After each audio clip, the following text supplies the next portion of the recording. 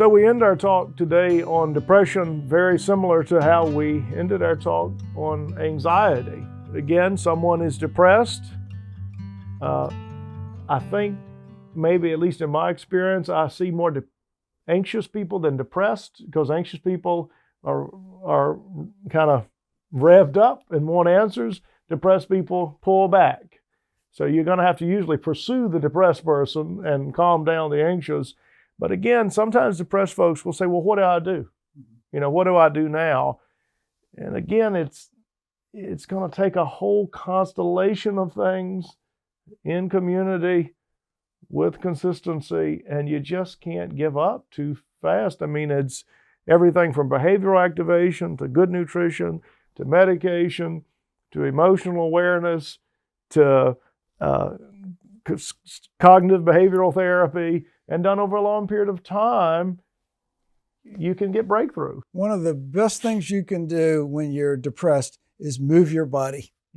And you don't have to go to gym and lift heavy weights, but get out there and move that body. And maybe it's playing golf, maybe it's throwing a line out in the water, maybe it's just walking, maybe it's taking your dog on an off leash and trying to keep up with them, or your grandkid. Move your body even when, and especially when you don't feel like it.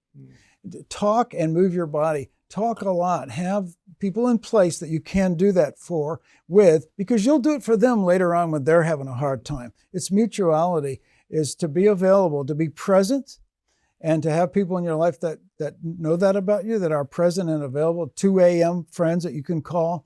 So talk a lot, take care of yourself. If I just heard on the doctor radio today about drinking green tea. It's good for your heart.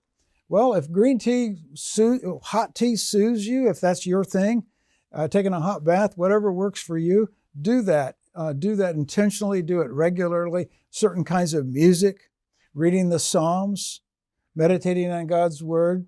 On our farm, there's a particular time in the evening when the sun is setting and it reflects off the side of the near side of the tobacco barn. And it's beautiful every time, but it's a little different. And we're amazed by it every time. And each person has that for themselves. Maybe it's the mountains or the beach for someone.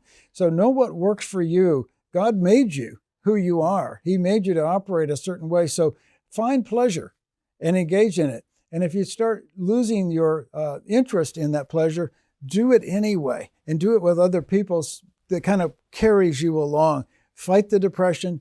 Don't give in to it. Do not isolate. Do not engage in, when you start catching yourself engaging in destructive self-medicating behaviors, talk to your best friend about it and stop doing it.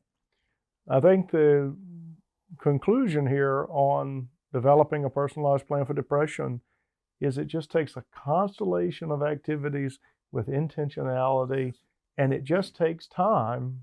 And there are some seasons where you're just getting through it. At least I know you might ascribe to this as well. Sometimes it's fake it till you make it. Mm-hmm. But if you do the right things, you don't fake it forever. You're not faking it. You're actually doing appropriate activities, right. Yeah. Even though your mind or your emotions say otherwise. And you do train yourself appropriately to live a much more robust, godly, fun-filled life. To be a whole person. And again, I want to reiterate what we're doing here is educating you on just some of the ways to think about depression. This is not counseling.